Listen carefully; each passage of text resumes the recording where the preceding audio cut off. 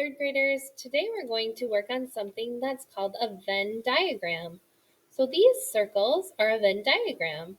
If you look on this side, this circle is all about butterflies.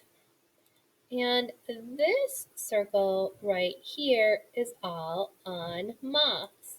And if you look right here is where the two circles, what I call, is overlapping.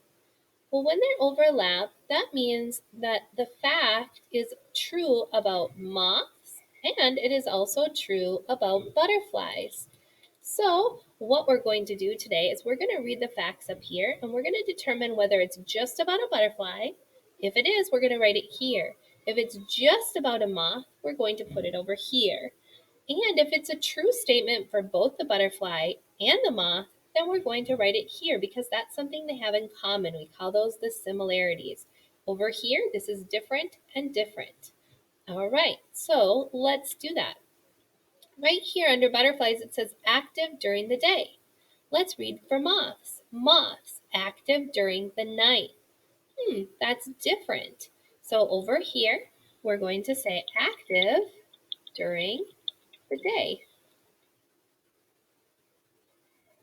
Okay, and then over here, we're going to say active during the night.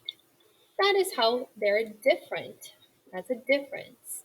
All right, now I'm done using those, so I could cross that off. I'm done with this one. I'm done with this one. All right, let's read the next one. The life cycle has 4 stages for butterflies. Yep, the moth, the life cycle has 4 stages. That's the same. That means that right here, I'm going to write life cycle has 4 stages. And I'm going to put that right in the middle because that's the same for both of them. That means I only had to write that one once. Now I can cross this one off. All right, brightly colored. That's a butterfly. Butterflies are brightly colored. Moths are dull colored. That's different. So over here, I'm going to say that butterflies are brightly colored. And then over here, I'm going to write that moths are dull colored. That is a difference. All right, now I'm done with that. Now let's look here. Thin antenna with knobs. Feathery antenna without knobs. Oh, moths do not have knobs. That is going to be a difference.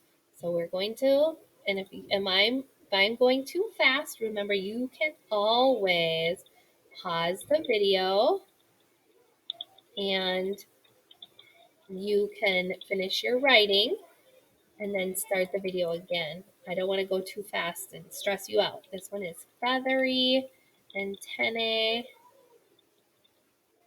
without knobs. I know, my writing is a little too big. That's okay. If your writing is a little too big too, that's fine. I'm going to cross these out. Okay. All right, let's find another one. Scales on wings, legs, and body. Scales on wings, legs, and body. Look at that. That is similarity. They are the same. All right, so I am going to put them in here. I'm going to say that they both have scales on wings, legs, and bodies. All right, now I'm done with that one. And then I have one last one, thin bodies and thick bodies. Ooh, that's going to go down here. Thin, oh, and thick. I'm just going to write it up here because I'm running out of room. Now, I do want to add, I know that these are not up here, but I do want you to think of something, as I want you to think of things that could be the same that aren't up there. Well, if you think all insects have 6 legs, okay? So both of the butterfly and the moth have 6 legs. In butterflies, it looks like only four, but they do have two right up in the front. Both the butterfly and moth, they both have a head, a thorax, and an abdomen. That's just important to know, and both are insects. I just wanted to make sure that you knew those. Those are kind of extra that we assume that you know, but I wanted to just make sure that you knew those ahead of time. All right, that's the difference between butterflies and moths. I hope you learned something today. And remember, this is a Venn diagram. Use your Venn diagram on your end of the unit quiz too.